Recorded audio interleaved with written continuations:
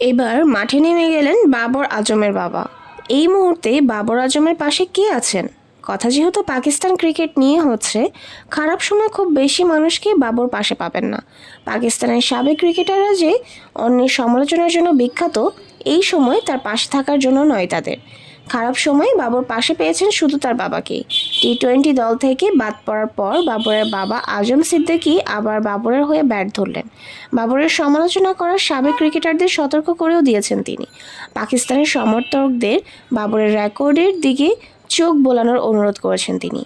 যারা ক্রিকেট ভালোবাসেন, আমি তাদের অনুরোধ করছি, সারাদিন অনেক কথা বলে যারা সমস্যা তৈরি করে তাদের কথা শোনার আগে একবার পিসিবির ওয়েবসাইটে তার পারফরমেন্স দেখে নিন। বাকিদের জন্য এটুকুই যথেষ্ট। পাকিস্তান চিরজীবী হোক।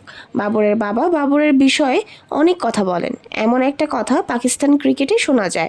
এই অভিযোগেরও কড়া জবাব দিয়েছেন বাবরের বাবা।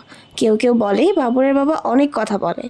আমি তার প্রথম ও শেষ কোচ, মুখপাত্র, পরামর্শক এবং সবচেয়ে বড় শুভাকাঙ্ক্ষী।